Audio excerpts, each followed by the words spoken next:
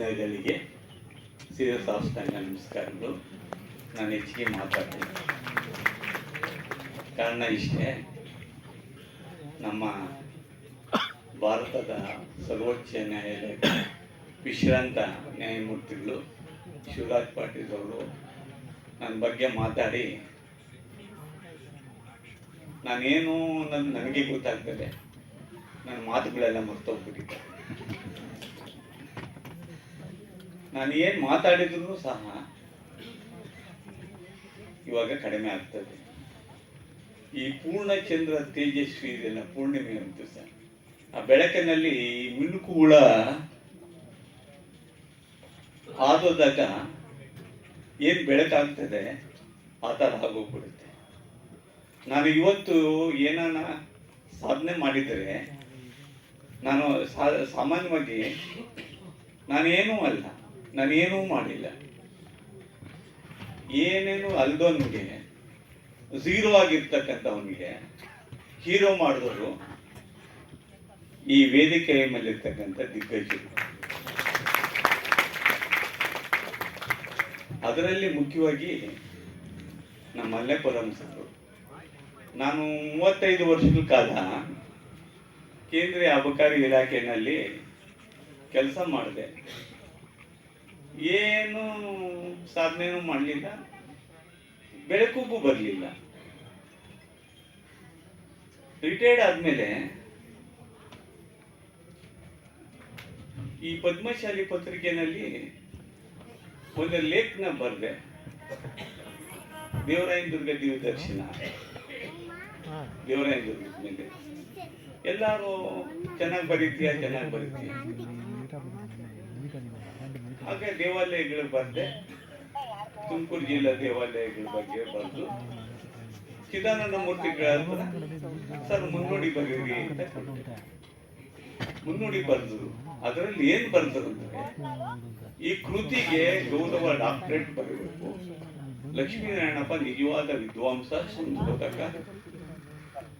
ಶಾಂಬಾ ಜೋಶಿ ತರ ಅಂತ.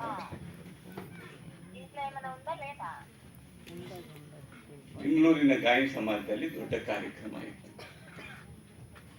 ಅದರಲ್ಲಿ ಶಿವರಾಜ್ ಪಾಟೀಲ್ ಸಾಹೇಬರು, ಮಲ್ಲೇಪುರಂ ಸಾಹೇಬರು, KM ನಾಗರಾಜ್ ಅವರು, ರೇವಣ್ಣವರು ಇದ್ರು. ಅವತ್ತು ರೇವಣ್ಣವರು ಗುಲ್ಬರ್ಗ ಇನ್ಚಾರ್ಜ್ ಮಿನಿಸ್ಟರ್ ಆಗಿದ್ರು, ಬರೋಕ್ಕಾಗಲಿಲ್ಲ. ಚಿದಾನಂದ ಮೂರ್ತಿ ಅವರು ಮಾತು ಹೇಳಿದ್ರು, ಈ ಕೃತಿಗೆ ಗೌರವ ಡಾಕ್ಟರೇಟ್ ಬರಬೇಕು, ಒಳ್ಳೆ ಸಂಶೋಧನಾ ಕೃತಿ ಅಂತ ಹೇಳಿದ್ರು. ಆಗ ತಕ್ಷಣ ಮಲ್ಲೇಪುರಂ ಸರ್ ಏನು ಹೇಳಿದ್ರು, ನಾನು ಹೊರಗಡೆಗೆ TV ಅವರು ನನಗೆ ಇಂಟರ್ವ್ಯೂ ಮಾಡ್ತಾ ಇದ್ರು, ರೀ ಲಕ್ಷ್ಮೀನಾರಾಯಣಪ್ಪ ಎಲ್ಲಿದ್ದೀರ ಬಂದ್ರಿ, ಇದಕ್ಕೆ ಗೌರವ ಡಾಕ್ಟರೇಟ್ ಅಲ್ಲ, ನಿಜವಾದ ಡಾಕ್ಟರೇಟೇ ಕೊಡಿಸ್ತೀನಿ,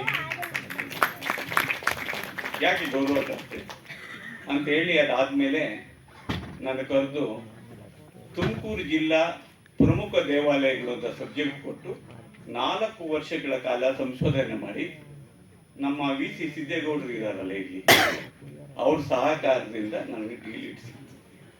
ಯಾವಾಗ ಡಾಕ್ಟರೇಟ್ ಸಿಕ್ತೋ ಅದ್ರ ಮೇಲೆ ಪ್ರಚಾರ ಎಲ್ಲ ಕಡೆ ಡಾಕ್ಟರೇಟ್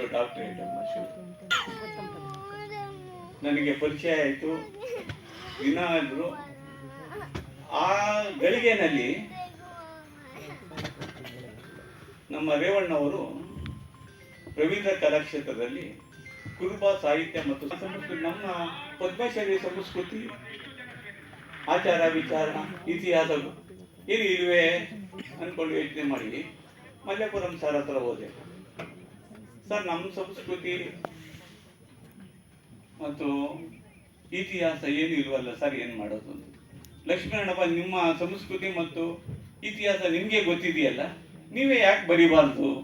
ಯಾರು ಇತಿಹಾಸ ತಿಳಿದಿರ್ತಾರೋ ಇತಿಹಾಸ ಬರಿಬೋದು ಅಂದ್ಬಿಟ್ಟು ಅಂಬೇಡ್ಕರ್ ಹೇಳಿದಾರಲ್ಲ, ಬರೆಯಿರಿ ಅಂದರು. ಆಗ ನಮ್ಮ ರೇವಣ್ಣವ್ರನ್ನ ಕೇಳಿದೆ. 14 ಪುಸ್ತಕಗಳು ಕೊಟ್ಟರು ನನಗೆ. ಅದನ್ನು 6 ತಿಂಗಳು ಅಧ್ಯಯನ ಮಾಡಿದೆ. ಕರೋನಾ ಬಂದ್ಬಿಡ್ತು ಆ ಕಾಲದಲ್ಲಿ, 1920. 4 ವರ್ಷ ಕಾಲ ನನ್ನ ಪದ್ಮಶಾಲಿ ಇತಿಹಾಸ ಸಂಸ್ಕೃತಿ ಬೃಹತ್ ಗ್ರಂಥ ರೆಡಿ ಮಾಡಿ 2000 ಪುಟ ಬರುತ್ತೆ. ಹಾಗಾಗಿ ಮಲ್ಲೇಪುರಂ ಅವರು ನೋಡಿ ತಿದ್ದಿ ಎಡಿಟ್ ಮಾಡಿ ಒಂದು ಬೃಹತ್ ಗ್ರಂಥ ರವೀಂದ್ರ ಕಲಾಕ್ಷೇತ್ರದಲ್ಲಿ ಬಿಡುಗಡೆ ಆಯಿತು. ಆ ಗ್ರಂಥ ಎಷ್ಟು ನನಗೆ ಹೆಸರು ಕೊಡ್ತು ಅಂದರೆ, ಮೈಸೂರು ವಿಶ್ವವಿದ್ಯಾನಿಲಯದಲ್ಲಿ ಡಾಕ್ಟ್ರೇಟ್ಗಳು ಮಾಡಿದೆ. ಆಮೇಲೆ ಎಲ್ಲ ವಿಶ್ವವಿದ್ಯಾನಿಲಯದಲ್ಲಿ ಅದು ರೆಫರೆನ್ಸ್ ಬುಕ್ ಆಯಿತು. ಆಮೇಲೆ ದೂರದರ್ಶನದಲ್ಲಿ ಪ್ರಚಾರ ಆಯಿತು. ಇದೆಲ್ಲ ಆಗಿದ್ದು ಮಲ್ಲೇಪುರಂ ಸಾಧನೆ. ಮಲ್ಲೇಪುರಂ ಸಾಧನೆ ಅಲ್ಲೇ ಇದ್ದರೆ ನಾನೇನೂ ಇಲ್ಲ. ನನಗೊಬ್ಬನಿಗೆ ಅಲ್ಲ ಮಲ್ಲೇಪುರಂ ಸಾಧನೆ, ನೂರಾರು ಜನಗಳಿಗೆ ಡಾಕ್ಟ್ರೇಟ್ ಕೊಡೋದಲ್ಲದೆ ಅವರು ಸಾಹಿತ್ಯ ಹೇಗೆ ಬುಕ್ಗಳು ಅವರು ಒಂದು ರೀತಿ ನೂರಾರು ಜನಗಳಿಗೆ ಒಂದು ರೀತಿಯಿಂದ ಬೆಳಕಾಗಿ ಮೇಲೆ ತಂದಿರ್ತಕ್ಕಂಥ ಮಹಾನ್ ವ್ಯಕ್ತಿ. ದಿನ ಬೆಳಗಾದರೆ ಲಕ್ಷ್ಮೀನಪ್ಪ ಏನು ಮಾಡ್ತಾ ಇದ್ದೀರಿ, ಬನ್ರಿ ಇಲ್ಲಿ ಈ ಪುಸ್ತಕ ಓದ್ರಿ, ಇದು ಬರೀರಿ ಅಂತ ಅವ್ರ ಬಗ್ಗೆ ಹೆಚ್ಚು ಕೇಳಿದರೆ ಅವ್ರಿಗೆ ಬೇಜಾರಾಗುತ್ತೆ. ಈ ನನ್ನ ಸರ್ ನನಗೆ 75 ಆಗೋಯ್ತು, ಆಗ ಕಷ್ಟ ಸರ್, ನನಗೆ ನ್ಯೂರಾಲಜಿ ಪ್ರಾಬ್ಲಮ್ಮು ಅದು 70 ಆಗೋಯ್ತು ಅಂದರೆ ಸೌಹೃದಯವಿದ್ದೀರ, ನೀವೆಲ್ಲ ತಿಳಿದವರು, ನಿಮ್ಗಿಲ್ಲ ನಾನು ಏನಿಲ್ಲ, ನಾನು ಯಾರು ಸಹಾಯವೂ ಮಾಡಿಲ್ಲ. ಒರಿಸ್ಸಾದ ಪುರಿ ನಗರದಲ್ಲಿ ಸರ್ಕಾರ ಈ ಕೈ ಕೊಟ್ಟಿರೋದು ಈ ಕೈ ತಿಳಿಬಾರ್ದು ಅಂತ ನಮ್ಮಪ್ಪ ನಮ್ಮಮ್ಮ ಹೇಳಿದ್ದಾರೆ. ಅವ್ರು ಏನೋ ಒಂದಿಷ್ಟು ಹೇಳ್ಕೊಟ್ರು. ನಾನು ಆಗ ಚಿಕ್ಕ ವಯಸ್ಸಲ್ಲಿ ಏನೋ ಪೇಪರ್ಗಳು ಓದ್ತಿದ್ದೆ, ಕಾದಂಬರಿ ಕುವೆಂಪುದು, ತಾರಾಸುದು ಕಾದಂಬರಿಗಳು ಓದ್ತಿದ್ದೆ, ಲಂಕೇಶ್ ಇದೆ, ಅದೆಲ್ಲ ಬರೆದಿದ್ದೀನಿ. ಮಲ್ಲೇಪುರಂ ಓದಿ ಏನ್ರಿ ಇದೆಲ್ಲ ಬರ್ದಿದಂತ ತಮಾಷೆಗೆ ನಗ್ತಾರೆ.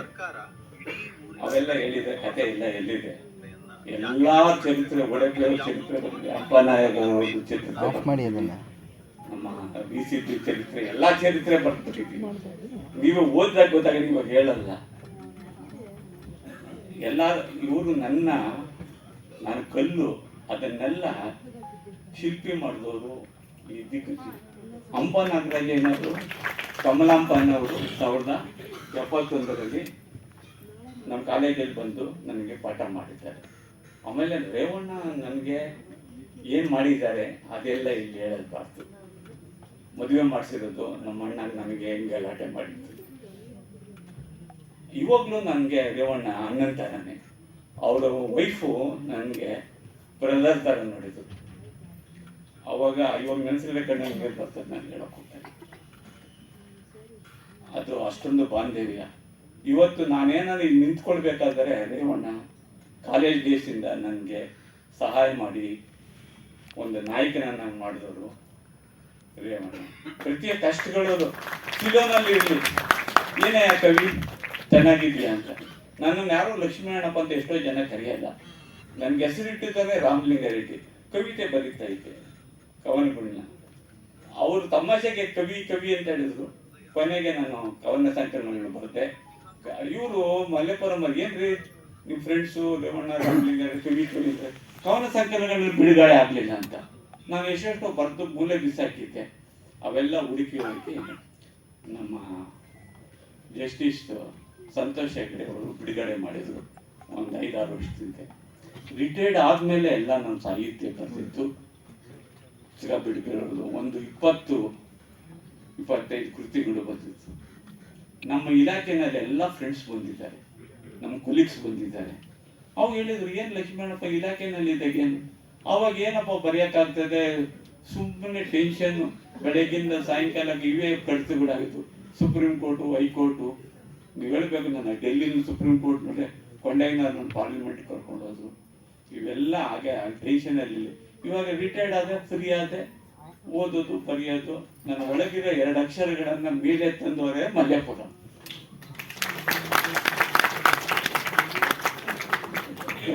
ಹೀಗೆ ಯಾರನ ಒಬ್ಬರು ನಮ್ಗೆ ಉತ್ಸಾಹ ಪ್ರೋತ್ಸಾಹ ಇದ್ರೇನೆ ನಾವು ಬೆಳಕಾಗುತ್ತೆ. ನಾನೇನು ಗುರುತಿಸಿದ್ದು ಶುರು ಅಂತ ಇಲ್ಲದೆ ಯಾಕೆ ಅವ್ರು ಈ ಸಮಾರಂಭ ಮಾಡಕ್ಕೆ ಅವರೇ ಕಾರಣ. ನಾನೇನ್ ಕೇಳಿದ್ನ? ನೀವೆಲ್ಲ ಬಂದಿದ್ದೀರಿ, ನಾನು ಕೇಳಿದ್ದೆ. ಅವರು ಎಂತೆಂತ ಕಾರ್ಯಗಳು ಮಾಡಿದ್ದಾರೆ ಅಂದ್ರೆ ಹೇಳಿದ್ರೆ ಅವರು ಬೈತಾರೆ. ಅವರು ಒಂಥರ ಅವಧೂತ ಇರ್ತಾರ. ಒಂದ್ ದಿವಸ ಮನೇಲಿ ಇರಲ್ಲ, ದಿನ ಬೆಳಗಾದ್ರೆ ಸುತ್ತೋದು, ಎಲ್ಲ ಕಾರ್ಯಕ್ರಮಗಳು ಮಾಡೋದು, ಸಾಹಿತ್ಯ. ಅವರು ನಡೆದಾಡುವ ವಿಶ್ವಕೋಶ. ಅವ್ರ ಜೊತೆ ಇದ್ರೆ ಯಾರು ಬೇಕಾದ್ರೂ ಸಾಹಿತಿಗಳಾಗ್ತಾರೆ. ಗಂಧದ ಜೊತೆ ಇದಕ್ಕಿರ್ತದೆ ಗಂಧ ಆಗ್ಬಿಡ್ತದೆ. ಅಯಸ್ಕಂತ ಇದೆ, ಕಬ್ಬಿಣ ಜೊತೆ ಇದ್ದರೆ ಅಯಸ್ಕಂತ ಆಗ್ಬಿಡುತ್ತೆ. ನೀವು ಹೋಗಿ ಅವ್ರ ಜೊತೆ ಒಂದ್ 2-3 ದಿನ ಇರ್ರಿ, ನೀವು ಸಾಹಿತಿಗಳಾಗ್ಬಿಡ್ತಾರೆ. ಅಂತ ವ್ಯಕ್ತಿ ನಿಜವಾಗ್ಲೂ ನಾನು ಪುಣ್ಯ ಮಾಡಿದ್ದೆ. ಇವತ್ತು ಜನ್ಮ ಸಾರ್ಥಕ ಆಗಿದೆ. ODFB ಅವ್ರನ್ನ ಕೇಳಿ, ODFB ಅವರು ಎಷ್ಟು ಅವ್ರನ್ನ ಹತ್ರದಿಂದ ನೋಡ್ತಾರೆ, ಎಷ್ಟು ಇದೆ. ಅವ್ರು ಏನ್ ಹೇಳಿದ್ರು ಅಂತ. ಆಮೇಲೆ ನಮ್ಮ ಸಿದ್ದೇಗೌಡರು ಇದ್ದಾರೆ. ಸಿದ್ದೇಗೌಡರು ಹೆಂಗ್ ಗೊತ್ತಾ, ಏನು ಮಲ್ಲೇಪುರಂ ಹೇಳಿದ ತಕ್ಷಣ ಅದು ಎಸ್ ಅಂತಾರೆ. ಅವ್ರು ಎಲ್ಲಿಂದ ಬಂದಿದ್ದಾರೆ, ಅವ್ರು ನಿನ್ನೆ ನಾಗ್ಪುರ ಎಲ್ಲೋ ಇದ್ದೀವಿ ಫ್ಲೈಟ್ ಅಲ್ಲಿ ಬಂದಿದ್ದಾರೆ. ಎಷ್ಟು ಜನ ಅವ್ರ ಬಗ್ಗೆ ದೃಷ್ಟಾಂತಗಳು ಪೇಜಾವರ ಸ್ವಾಮಿ ಹೇಳಿದ್ರು, ಬೇಕಾದಷ್ಟು ಕೊಡಿದ್ದಾರೆ. ಹೆಚ್ಚಿಗೆ ಹೋಗೋಣ ಬರ. ನೀವು ಇವತ್ತಿನ ದಿವಸ ನನಗೆ ಎಷ್ಟು ಸಂತೋಷ ಆಗುತ್ತೆ ಅಂತ ನಮ್ಮ ಇಲಾಖೆಯಲ್ಲಿ ಇರ್ತಕ್ಕಂಥ ಎಲ್ಲ ನನ್ನ ಸ್ನೇಹಿತರು, ಪದ್ಮಶಾಲಿ ಜನಾಂಗ, ಆಮೇಲೆ ಮಹಿಳಾ ಕನ್ನಡ ಹೋರಾಟಗಾರರು, ಇವರೆಲ್ಲ ಬಂದಿದ್ದಾರೆ. ಇವರೆಲ್ಲ ಎಲ್ಲಿದ್ರು ಅನ್ನೋದು ನನಗೆ ಗೊತ್ತಿರಲಿಲ್ಲ. ಎಲ್ಲ ಬಂದಿದ್ದೀರಾ, ನನಗೆ ಸಂತೋಷ ಆಗಿದೆ. ನಾನೇನು ದೊಡ್ಡ ವ್ಯಕ್ತಿ ಇಲ್ಲ ರೀ, ಏನು ಸಾಯಿದ್ರು ಅಲ್ಲ.